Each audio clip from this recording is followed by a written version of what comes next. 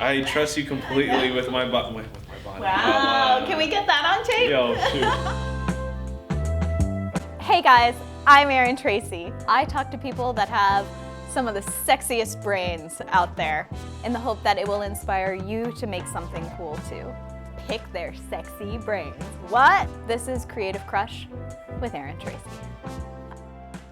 My guest today is someone I've been crushing on from afar for a while now. His dancing and choreography have been seen on such shows as So You Think You Can Dance and World of Dance. My guest is the fabulous Phillip Chbeeb.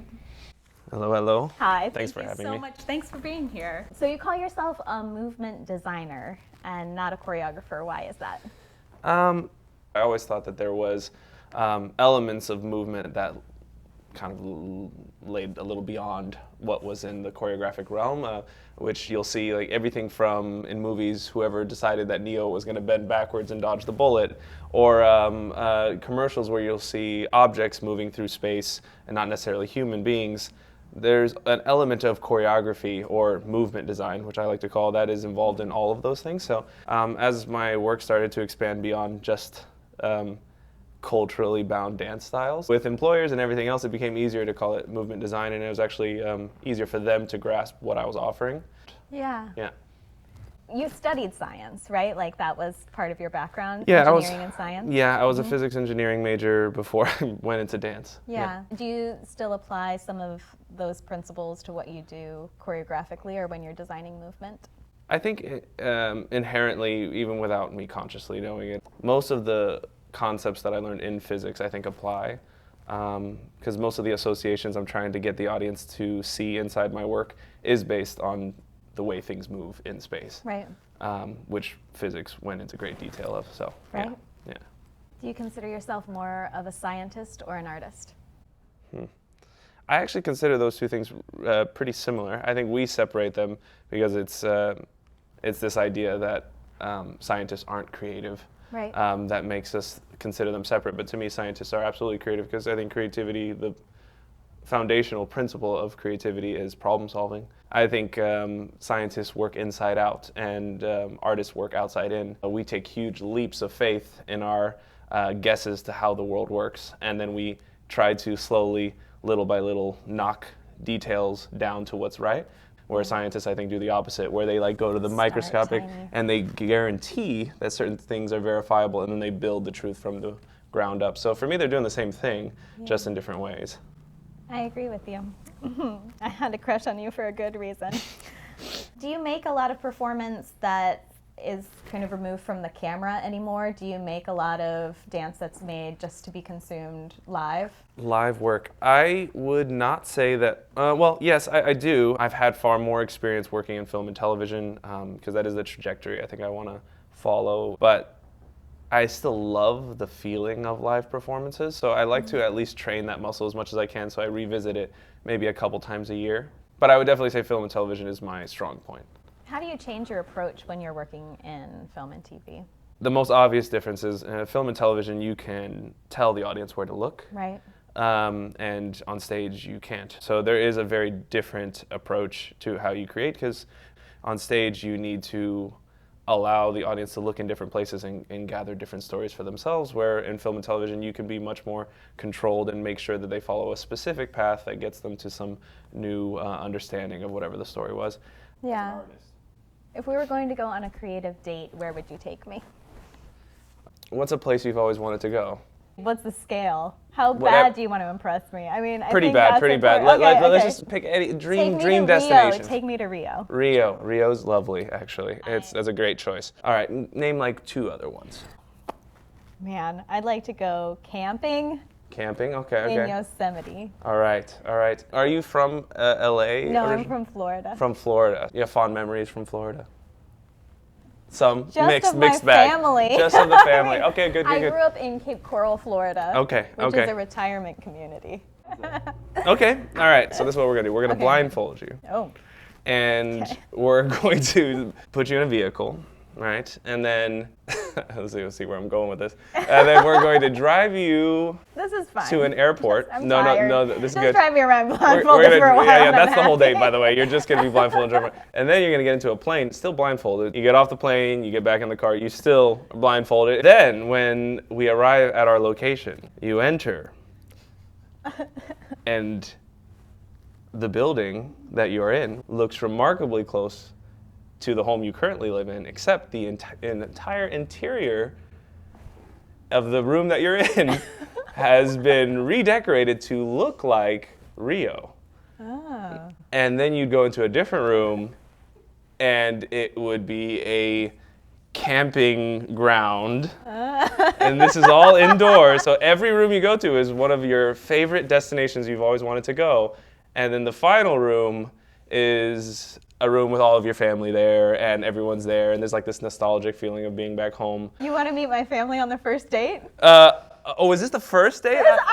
I mean, we haven't ever gone on a date before. Oh. We haven't even met before. Well, either way, it's good that the if flight you was wanna fake. fast track it, though, you know what? The point is, you're still back at your house. Yes. We didn't actually go anywhere. We made you sit blindfolded for 48 hours for no reason. We just spent all the money decorating your place to make it seem like you're in all those places you'd love to be. There you go. Okay. I completely winged that. There's probably a more effective way to show affection, but we'll go with that for now. I like it. I like the handmade quality of it. Yeah, I tried. Creative date. What's something that you want to make that you haven't made yet? A feature film has been kind of on the horizon for a long time. We've written two, me and my writing partner. Getting either of those made would be the project of the year for me. That's what we're trying to do right now, is just getting the project sold and underway. So Yeah. that would be the dream. Yeah. Do you want to tell us what it's called?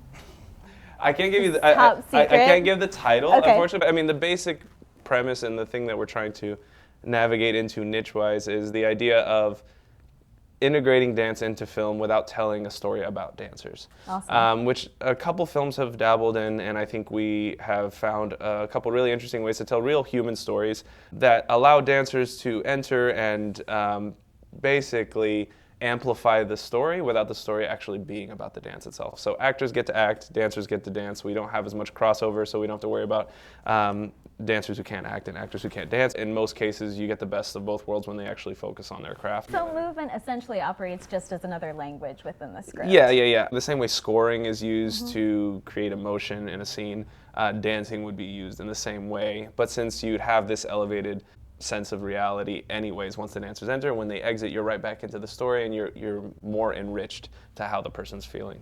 Yeah. Yeah. What's something you wish someone else would create?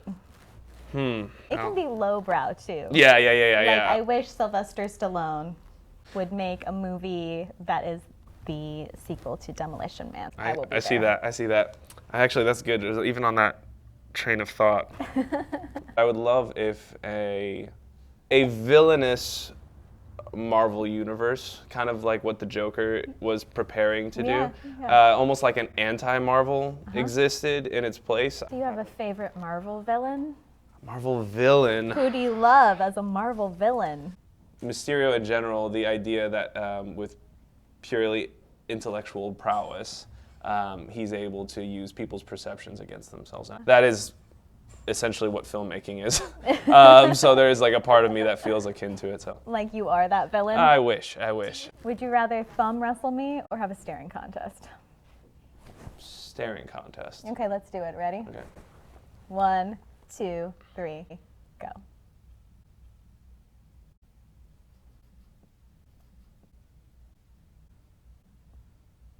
God, I'm the worst at this. You actually had a good poker face for a second. I was like, oh, this is going to go for I a know, while. I start very strong, Yeah. and I have nothing to back it up. You almost had me. I almost folded early. I was like, she's going to kill me. No. Close. It's It's the same close. with flirting. Like I have start this, strong. Yeah, I have a show creative crush because I have a crush on you. But if you flirt back with me, I fold. It's just done. It just I'm becomes so silent. embarrassed.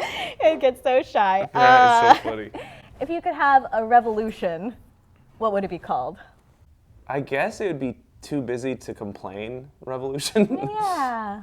It would be great if everyone embraced a little bit of their own power through creating things, so that they were so busy enhancing themselves in that way that they wouldn't have really the time to complain about the negative things because there's so much opportunity to do other things. So That's a big goal of this show, is to inspire people out there which makes sense. to make things by Yep. talking to people that make things. cool things. Yeah. Foxy people that make things. Foxy people, yeah. That's very important. Mm-hmm. What attributes turn you on in a collaborator? Turn me on. That's funny. I will say one trait that really does, I find extremely attractive, is the ability to laugh off their own bad ideas. I think someone that sets the tone of being vulnerable by just throwing out whatever ideas they have. I've seen it happen where just one person will do that and then everyone will follow suit, and then all of a sudden you'll have this like melting pot of ideas that are slowly bouncing off each other until we get to the great idea. And I've also seen the opposite, where there's one person who criticizes anyone and they ruin it for the whole group. So for me, the most attractive trait is being able to confidently try and fail. I like failure. Failure's sexy. Hell yeah, it is. What do you do to replenish your creative juices? Are all these questions driven from an innuendo? A little bit. A little it's bit, okay. creative crush. It's not like I mean, it's well creative done. It's coffee good, talk. but it's fascinating how like the subconscious pulls things out that don't need to be. You can give the subconscious answer. No. So, creative juices. So,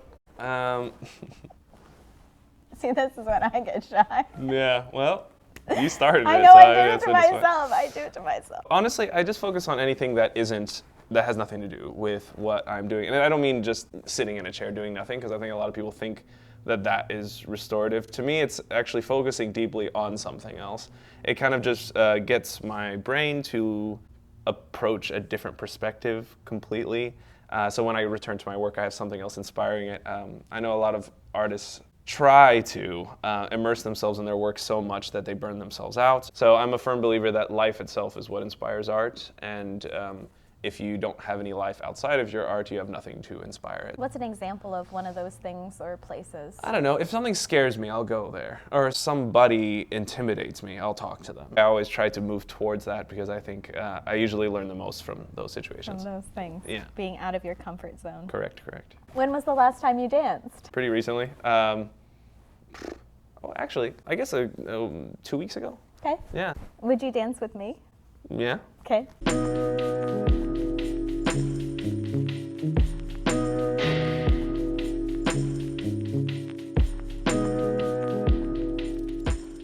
For my juices.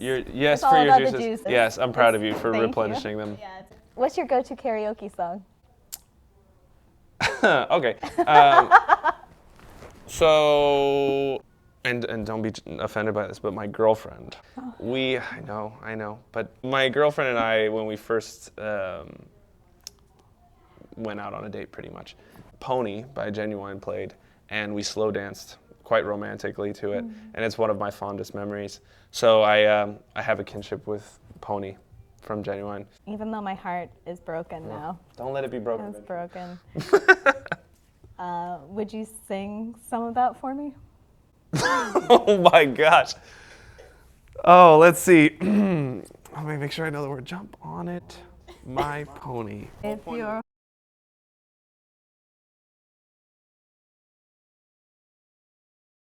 Why did I turn it into a country song? I think it was the word saddle. It's a saddle. My saddle. It's a saddle. Yeah, so that song. That's a good song. Wow. If you could give other people that are living a creative life an assignment, what would it be? Well, I think if they're creative, I probably wouldn't give them a creative assignment. It's more of a frame of mind thing. It's not necessarily an assignment, because I think if you're already creative, you're probably really good at seeing the world in different ways, and that probably affords you a lot of cool opportunities. But it also, as a creative myself, I think you can go through really crazy highs and lows of depression and overconfidence.